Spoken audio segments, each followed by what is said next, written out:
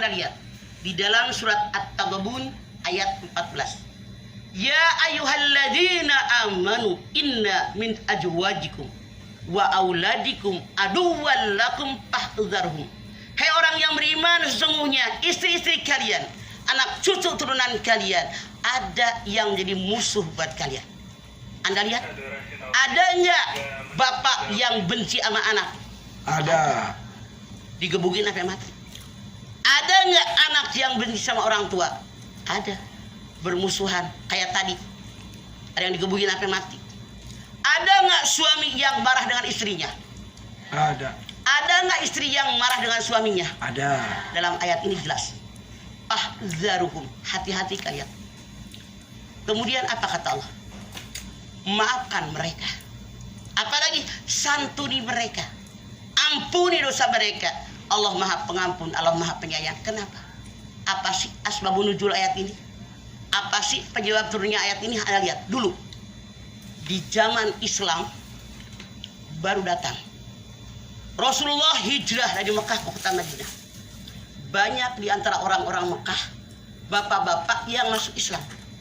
Ketika mereka akan hijrah dengan Rasulullah ke Madinah, istrinya pada nggak mau ditinggal. Anak-anaknya pun pada nggak mau ditinggal, dihalang-halangi suaminya yang hijrah. Maka suaminya pada marah. Allah mengatakan, hati-hati kalian, maafkan dosa mereka. Santuni tetap kewajiban kamu sebagai ayah, sebagai suami dari istri-istri kamu. Kemudian ampun dosa mereka. Karena Allah Maha Pengampun, Maha Penyayang. Ini asbabun nuzulnya. Sebab turunnya. Jadi ketika laki-laki di Mekah sudah pada masuk Islam, ingin ikut Nabi ke Madinah, istrinya marah. Anaknya marah. Mereka melarang suaminya hijrah ikut dengan Rasulullah. Tapi setelah Rasul Fathul Mekah, maka mereka baru mengizinkan. Makanya hati-hati kalian, maafkan mereka, santuni tetap karena kau sebagai kepala keluarga. Ampuni dosa mereka. Allah saja Maha Pengampun, Maha Penyayang.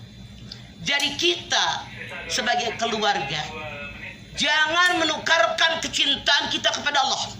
Silahkan Anda lihat di dalam surat Al-Munafikun ayat 9. Ya ayyuhalladzina amanu la tulhikum amwalukum wala auladukum an dzikrillah wa may ya'mal dzalika faulaika humul khasirun. Hai orang yang beriman, jangan kalian tukarkan kecintaan kalian kepada anak cucu turunan kalian. Jangan kalian tukarkan kecintaan kalian kepada harta yang dimiliki dengan zikir kepada Allah. Siapa yang melakukannya, dia orang rugi. Jadi, punten, gara-gara anak, ya Allah, ini bapak rela jadi koruptor. Anak pengen mobil, diikutin. Kemudian, gara-gara bini pengen gelang, pengen mobil baru, pengen rumah baru, suami rela mengorbankan harga dirinya, mengorbankan pangkat dan jabatannya. Itu namanya musuh. Yang menyebabkan suami istri ibu kayak tadi masuk neraka gara-gara keluarganya. Makanya mencintai Allah dan Rasulnya harus melebihi cinta dengan yang lain.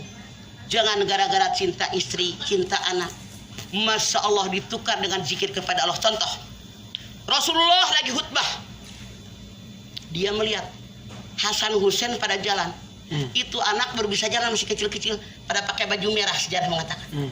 Tapi ini Hasan Husain ini jalannya tertatih-tatih, berapa langkah gerubrak jatuh, berapa langkah jatuh.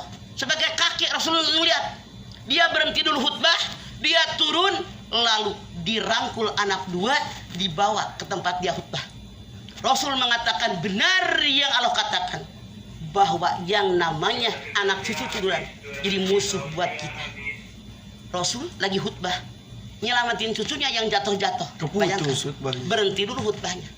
Jadi benar, mencintai anak, cucu, mencintai istri, keluarga, kadang-kadang membuat kita lupa dengan Allah. Hati-hati. Luar biasa dengan pernikahan, termasuk perselingkuhan. Melihat yang sana lebih ganteng, lebih cantik, lebih bohai. Makanya Rasul nanya, Lis, kata Lis ada apa? Iblis. Iblis Lis. Nabi Muhammad nanya, Suganda si Lilis. Lis, ada apa?